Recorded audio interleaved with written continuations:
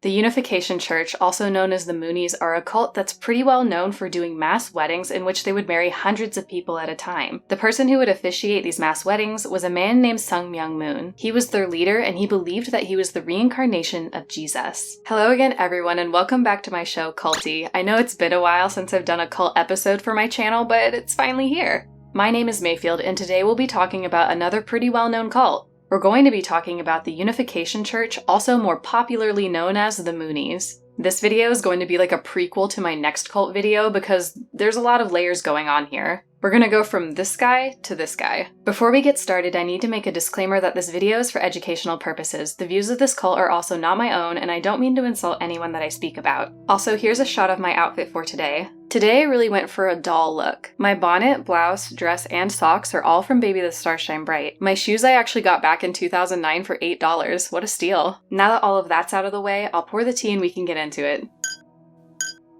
Let's go.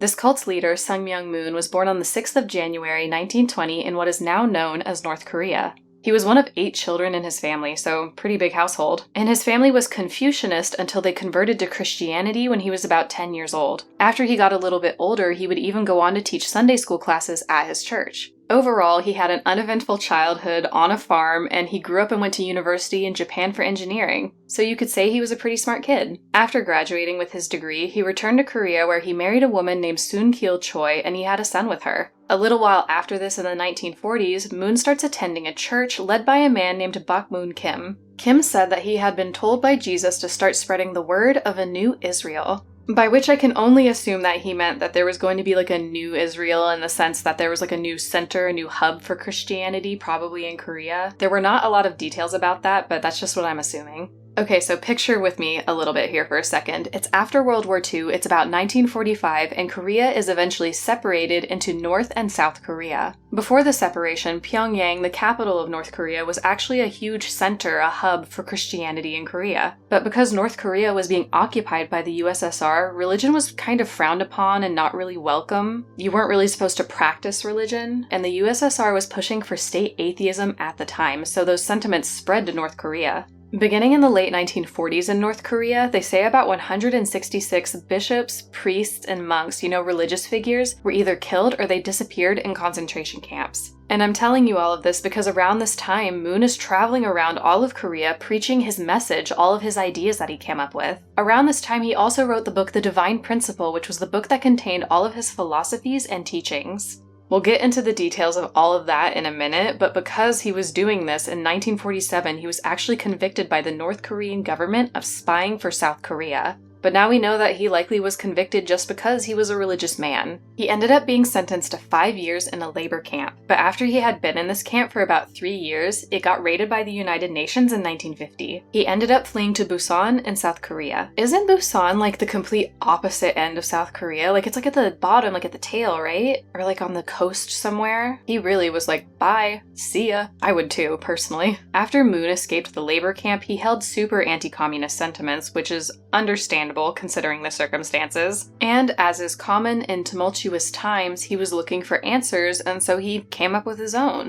In 1954, he established a group in Seoul, South Korea. The name's really long, so I'm gonna read my notes for this, but it's the Holy Spirit Association for the Unification of World Christianity. It's also around this time that he ends up divorcing his first wife. Because of this dramatic post-war social climate happening in Korea at this time, his organization grows super quickly. By the end of 1955, about a year after he established the group, they already had 30 group centers throughout South Korea. Like, imagine you opened a coffee shop and by the end of the year, you had 30 different locations throughout the country. That's how fast this went. And as the years go on, they managed to set up centers in Japan, the Philippines, other surrounding Asian nations. They set up centers all over Europe, and they even managed to get one in every single one of the 50 states in America.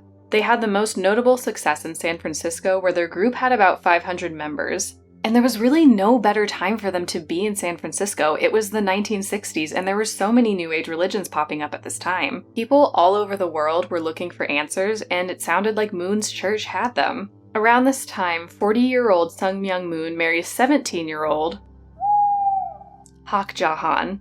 Their marriage ceremony was referred to as a holy marriage, and after this, they're considered the true parents of the church, with the members being their family. And this leads us into the Unification Church's beliefs. Like a lot of cults and New Age religions, their beliefs are centered in a mainstream religion, which is this time Christianity, but now it's just 2 steps to the left. They believe that Jesus was a divine figure, but that he was not God. In the church, God is viewed as a creator whose nature contains both masculine and feminine traits. God is considered the source of all truth, beauty, and goodness. Moon has stated that when he was about 15, Jesus came to him in a vision and told him that he needed to finish out his unfinished work by becoming the parent to all humanity.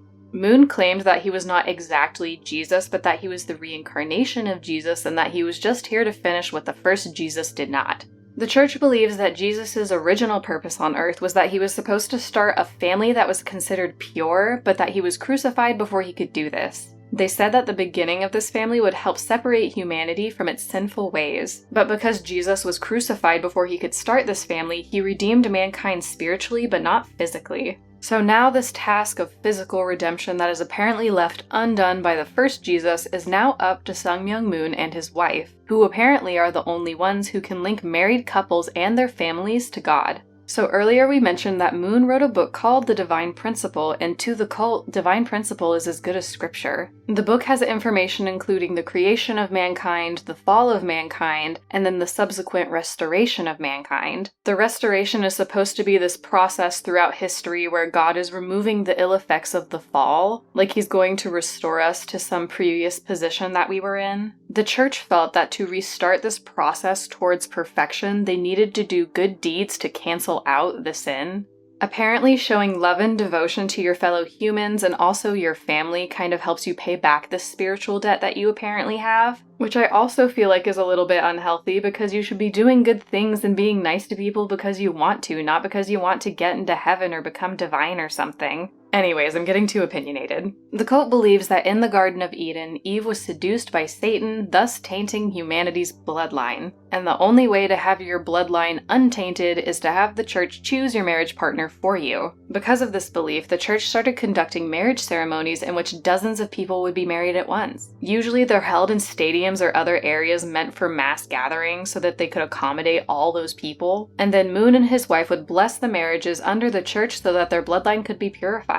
They even allowed at one point people who were not in the church to be married in these mass ceremonies. They even allowed leaders from other faiths like Judaism and Islam to be co-officiators at these events. And it doesn't seem like you have to have your partner chosen for you by the church. Moon already married a ton of people that were married previously under another faith. The end goal in his eyes was just to purify as many bloodlines as he could. So most of the marriages that are arranged by the church are actually usually between 2 people who are not even from the same country, and generally they don't even speak the same language. But after reading some personal accounts from members of the cult, they don't actually seem to care about that much. They said that because they were married under the church that was all that they needed, and that the church would be what they had in common. It's said that the Unification Church views marriage like how the Catholic Church views communion. It's really the only time the members can actively participate in a church activity. It's also said that being single in the church is not really supported. Needless to say, premarital sex in this cult is a big no-no. And after they're married in the church, newlyweds are required to not have sexual relations for up to 40 days. So now that we know a lot about their basic beliefs, we're moving forward in time to the 1970s. Moon has moved to the United States and he's still preaching his word to people all around the world, with one of his gatherings amassing 1.3 million people in South Korea. Like 1.3 million people all in one stadium. Can you imagine? The membership of the Unification Church, which was still then known by that really long name that I can't remember off the top of my head, was massive and it stretched all over the world. In America, the group actually became a target of anti-cult sentiment, and a lot of members were actually being kidnapped by people who claim to be cult deprogrammers.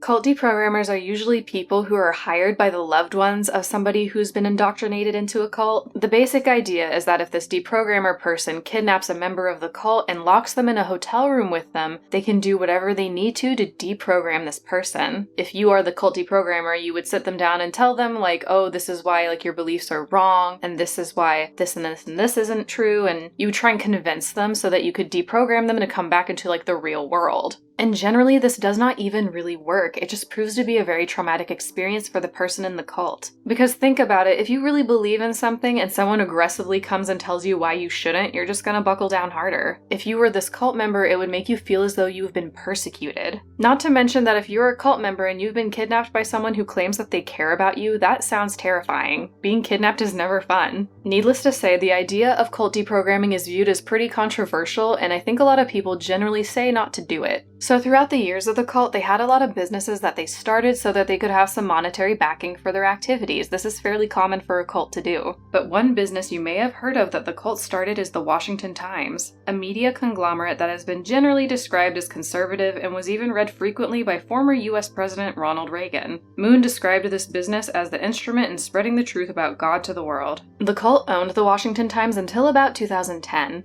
Apparently, the cult is also the owner of a large amount of sushi restaurants in the United States. And apparently also in the Kodiak region of Alaska, they're the area's largest employer. They've constructed multiple multi-million-dollar hotels, and they've also started a bunch of other news corporations that aren't just the Washington Times. There were soccer clubs, dance troupes, pharmaceuticals. It sounds more like an actual corporation than a cult. But we do need to remember that they still have harmed people. They still brainwash their members and keep them from their loved ones. Moon once wrote in his 2009 autobiography that money made through business is sacred money. I actually looked up a list of business names that are a part of the church, and this list went into the hundreds. There's at least one business for every single state in America, but I did look up the ones near me, and it seems that they've all closed permanently, which I find to be very telling. Because on August 12th of 2012, the cult's growth came to a standstill when Sun Myung Moon died suddenly of pneumonia. After his death, he was actually given a lot of awards by a lot of different people and organizations. The most interesting being North Korean leader Kim Jong-un, who said Kim Jong-un prayed for the repose of Moon, who worked hard for national concord, prosperity, and the reunification and world peace.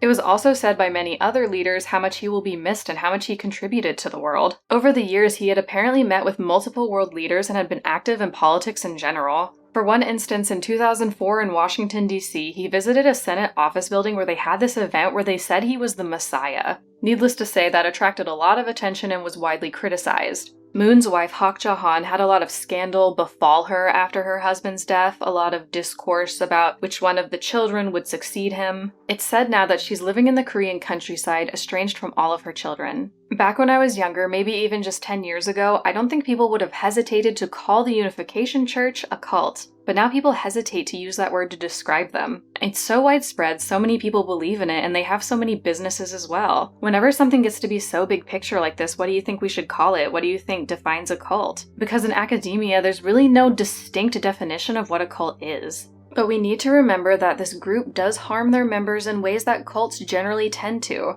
You can find plenty of stories online from former cult members where they weren't allowed to sleep properly, they weren't really allowed to eat, and they had to work really long hours. And they weren't really allowed to go see their loved ones either. If a group is harming its members in that way, I don't hesitate to call it a cult. But what do you guys think? Let me know in the comments. Now that Moon has passed away, the cult has evolved in the way that they generally tend to when their leader passes. This group was definitely not as aggressive as some other cults we've heard about, but I think you'll find that his son has a lot more going on. In the next culty episode, we'll be talking about Sun Myung Moon's son, Hyungjin Moon, and the cult that he started called the World Peace Unification Sanctuary. I know this video was a little information heavy this time, so I really appreciate you making it all the way to the end. Please hit like and subscribe because I'm still a new YouTuber, so it really helps me out a lot with the algorithm.